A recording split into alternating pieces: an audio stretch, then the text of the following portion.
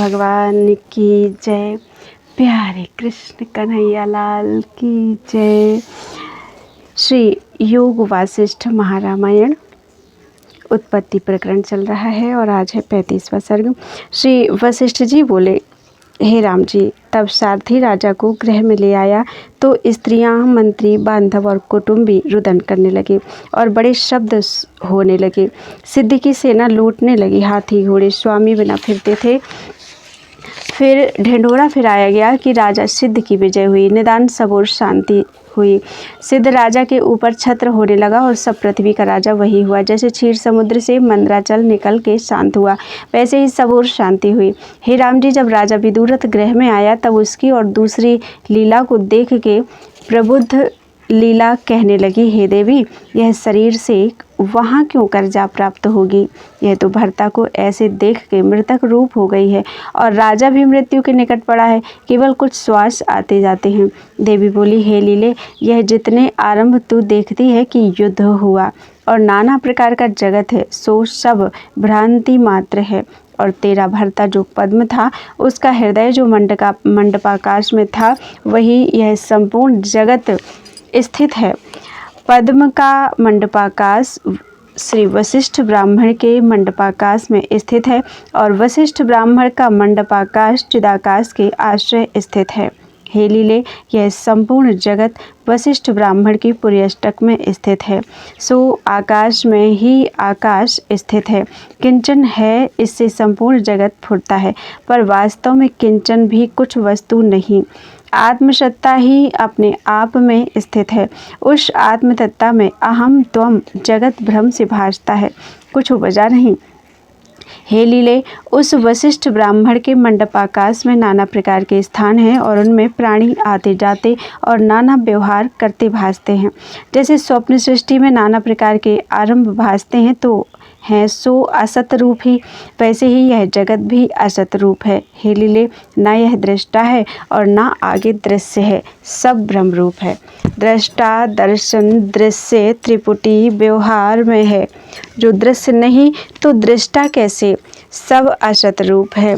इनसे हित जो परम पद है, वह उदय अस्त से रहित नित्य अज शुद्ध अविनाशी और अद्वैत रूप अपने आप में स्थित है। जब उसको जानता है तब दृश्य भ्रम नष्ट हो जाता है। हे लीले, दृश्य भ्रम से भासता है, वास्तव में ना कुछ उपजा है और ना उपजेगा। जितने सुमेरु आदिक पर्वत, जाल और पृथ्वी आदिक तत्व भासते हैं, वे सब आकाश रूप हैं। जैसे स्वप्न सृष्टि प्रत्यक्ष भासती है परंतु वास्तव में कुछ नहीं, वैसे ही इस जगत को भी जानो। हे लीले, जीव जीव प्रति अपनी अपनी सृष्टि है परंतु उनमें सार कुछ नहीं। जैसे केले के थंभे में सार कुछ नहीं निकलता, वैसे ही इस सृष्टि में विचार करने से सार कुछ नहीं निकलता। चित्त संवेदन के फुरने से भासता है। हे लीले, तेरे भर्ता पद्म की जो सृष्टि है सो वशिष्ठ ब्राह्मण के मंडपाकाश में स्थित है, अर्थात विदुरथ का जगत पद्म के हृदय में स्थित है।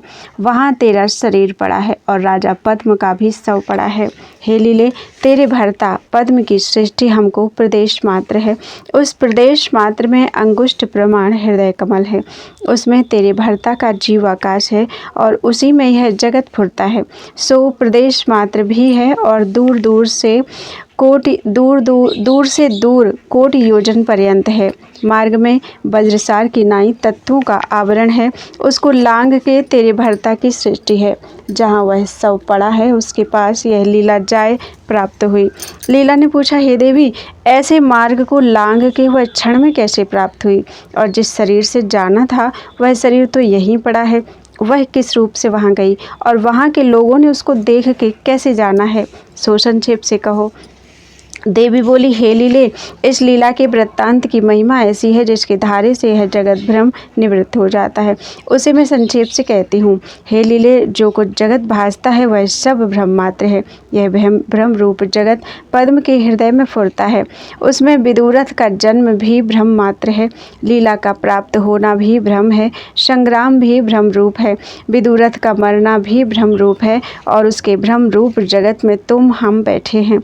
लीला तो भी और राजा भी भ्रम रूप हैं और मैं सर्वात्मा हूँ। मुझको सदा यही निश्चय रहता है। हे लीले, जब तेरा भर्ता मृतक होने लगा था तब तुझसे उसका स्नेह बहुत था, इसलिए तू महासुंदर भूषण पहने हुए वासना के अनुसार उसको प्राप्त हुई है। हे लीले, जब जीव मृतक होता है तब प्रथम उसका अंतवाहक शरीर होता है, फिर वासना से आदि भौतिक होता है।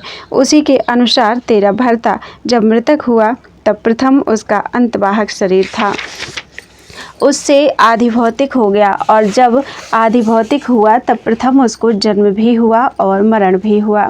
जब तेरा भर्ता मृतक हुआ तब उसको अपना जन्म और कुल, लीला का जन्म, माता पिता और लीला के साथ विवाह भाषाए। जैसे तू पद्मा को भाषाई थी वैसे ही वह सब विदुरथ को भाषाए। हे लीले, ब्रह्म सर्वात्मा है, जैसा जैसा उसमें तीव्र स्पंद होता है वैसे ही सिद्ध होता है।